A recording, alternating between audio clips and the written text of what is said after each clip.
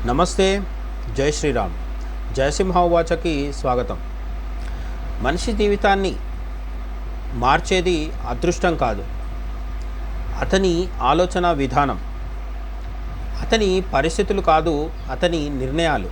అతని దగ్గర ఎంత డబ్బు ఉందనేది కాదు, అతని దగ్గర ఎంత దృఢమైన సంకల్పం ఉందనేది అతని భవిష్యత్తును నిర్ణయిస్తుంది. అందుకే భారతీయ ఋషులు ఒక గొప్ప సత్యాన్ని చెప్పారు: మనసును జయించిన వాడు ప్రపంచాన్ని జయిస్తాడు. శ్రీ హనుమంతుడి జీవితం మనకు నేర్పే అత్యంత గొప్ప రహస్యం కూడా ఇదే. ఆయన జీవితంలో జరిగిన ప్రతి సంఘటన, జీవితంలో ఎదురయ్యే ప్రతి సమస్యకు ఒక సమాధానం, ప్రతి పరీక్షకు ఒక మార్గదర్శకం, ప్రతి అపజయానికి ఒక విజయ సూత్రం. ఈరోజు యువతలో ఒక పెద్ద సమస్య ఏమిటంటే, ప్రతి ఒక్కరూ ఫలితం కావాలని కోరుకుంటున్నారు, కానీ ఆ ఫలితం కోసం అవసరమైన వ్యక్తిత్వాన్ని నిర్మించుకోవడానికి మాత్రం సిద్ధంగా లేరు. విజయం కావాలని కోరుకోవడం సులభం, కానీ విజయానికి అర్హుడిగా మారడం కష్టం. హనుమంతుడు ముందుగా విజయాన్ని వెంబడించలేదు, తన కర్తవ్యాన్ని వెంబడించాడు. విజయం స్వయంగా ఆయన వెనుక నడిచింది. గుర్తుంచుకోండి, ఫలితం వెంబడిస్తే ఒత్తిడి వస్తుంది, కర్తవ్యాన్ని వెంబడిస్తే విజయం వస్తుంది. ఇంకో గొప్ప విషయం గమనించండి, జాంబవంతుడు హనుమంతుడికి కొత్త శక్తిని ఇవ్వలేదు. అప్పటికే తనలో ఉన్న శక్తిని ఆయన గుర్తు చేశాడు. ఇదే ఈ ప్రపంచంలో ప్రతి మనిషి కథ. మీరు బలహీనులు కాదు, మీరు అసమర్థులు కూడా కాదు, మీరు ఓడిపోయిన వారు కూడా కాదు.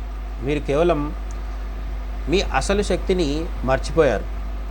మీ లోపల అపారమైన ప్రతిభ ఉంది, అనంతమైన ఆత్మవిశ్వాసం ఉంది, అసాధ్యాన్ని సుసాధ్యం చేసే శక్తి ఉంది. కానీ ప్రతిరోజు నా వల్ల కాదు అని మీరే మీకు చెబుతున్నారు. అదే మీ గొప్ప శత్రువు. ఈ రోజు నుంచి ప్రతి ఉదయం అద్దంలో చూసుకొని ఒక మాట చెప్పండి: నేను చేయగలను, నేను ఎదుగుతాను, నా జీవితాన్ని నేనే నిర్మిస్తాను. మీతో మాట్లాడే మాటలే మీ భవిష్యత్తును నిర్మిస్తాయి. హనుమంతుడికి సముద్రం కనిపించింది. అది సాధారణ సముద్రం కాదు, వందల కిలోమీటర్ల విస్తీర్ణం. అక్కడ ఎవరూ దారి చూపలేదు, ఎవ్వరూ గ్యారెంటీ ఇవ్వలేదు. అయినా ఆయన ఒక్క క్షణం కూడా వెనక్కి తగ్గలేదు. ఎందుకంటే విశ్వాసం ఉన్నవాడు దారిని వెతకడు, దారిని సృష్టిస్తాడు. మనలో చాలామంది జీవితంలో మొదటి సమస్య కనిపించగానే ఇది కష్టం, ఇది అసాధ్యం అని వెనక్కి వెళ్ళిపోతారు. కానీ విజేతలు సమస్య ఎంత పెద్దదో చూడరు, తమ లక్ష్యం ఎంత గొప్పదో చూస్తారు. మైనాక పర్వతం ఒక విషయం నేర్పింది: ప్రపంచం మిమ్మల్ని ఎప్పుడూ అపజయంతోనే ఆపదు, కొన్నిసార్లు సౌకర్యాలతో కూడా ఆపుతుంది. ఈ రోజుల్లో మన మైనాక పర్వతం ఏమిటి? అవసరం లేని మొబైల్, అంతులేని సోషల్ మీడియా, వాయిదా వేసే అలవాటు, సోమరితనం, అసంతృప్తి. అసంతృప్తి కాదు, ఆత్మసంతృప్తి కూడా. అంటే కంఫర్ట్ జోన్లో ఎటువంటి రిస్క్ చేయకుండా అలా జీవించేస్తూ ఉండేయడం అన్నమాట. రోజుకు 5 నిమిషాలు అనుకున్న అలవాటు ఒకరోజు 5 సంవత్సరాలు దోచేస్తుంది. అందుకే మీ జీవితంలో ప్రతి నిమిషాన్ని ప్రశ్నించండి: ఇది నన్ను నా లక్ష్యానికి దగ్గర చేస్తున్నదా లేదా దూరం చేస్తోందా? ఈ ఒక్క ప్రశ్న మీ జీవితాన్ని పూర్తిగా మార్చేస్తుంది. సురస మనకు నేర్పేది ఏంటంటే, సుందరకాండలో హనుమంతుడు సముద్రోల్లంఘనం చేస్తున్నప్పుడు, అంటే లంక వైపు ప్రయాణం చేస్తున్నప్పుడు, మైనాకుడు వచ్చి గౌరవంగా భక్తితో కాసేపు విశ్రాంతి తీసుకోమని కోరుతాడు. కానీ సురస అలా కాదు. సురస గొప్ప పరీక్ష పెడుతుంది హనుమంతుడికి.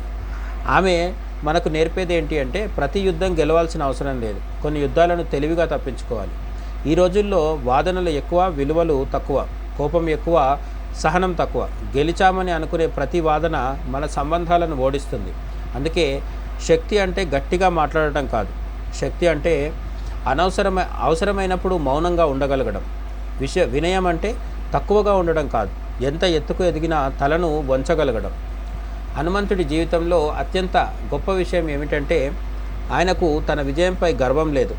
లంకను దహనం చేశాడు, అసాధ్యమైన కార్యాన్ని పూర్తి చేశాడు, సీతామాత జాడను కనుగొన్నాడు, శ్రీరాముని కార్యాన్ని విజయవంతం చేశాడు. కానీ ఎక్కడ నేనే చేశాను అని చెప్పలేదు.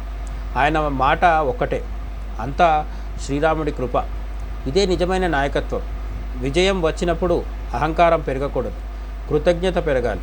అహంకారం మనిషిని ఒంటరివాడిని చేస్తుంది. వినయం మనిషిని మహానుభావుడిగా నిలబెడుతుంది. మిత్రులారా, ఈ ప్రపంచంలో 2 రకాల మనుషులు ఉంటారు. ఒకరు పరిస్థితులు మారితే జీవితం మారుతుందని ఎదురు చూసేవారు. మరొకరు తమని తాము మార్చుకొని పరిస్థితులనే మార్చేసేవారు. మీరు ఏ కోవలో ఉండాలనుకుంటున్నారు? ఎదురు చూసే వారిలోనా లేక చరిత్ర సృష్టించే వారిలోనా? గుర్తుంచుకోండి, ఈ ప్రపంచం సాధారణ వ్యక్తులను గుర్తుపెట్టుకోదు. తమను తాము జయించిన వ్యక్తులను మాత్రమే గుర్తుంచుకుంటుంది. భగవద్గీత మనకు ఇలా చెబుతోంది, కర్మణ్యే వాధికారస్తే మా ఫలేషు కదాచన. నీ అధికారం కర్తవ్యం పైన మాత్రమే, ఫలితం పైన కాదు. భగవద్గీతలో భగవంతుడైన శ్రీకృష్ణుడు ఏం చెప్పాడో హనుమంతుడు అదే దాన్ని జీవించి చూపించాడు. అందుకే ఆయన భక్తుల్లో శ్రేష్ఠుడు, యోధుల్లో అజేయుడు, సేవకుల్లో ఆదర్శుడు, వ్యక్తిత్వంలో శిఖరం లాంటివాడు. ఈ రోజు నుంచి మీ జీవితంలో 5 సంకల్పాలు చేయండి.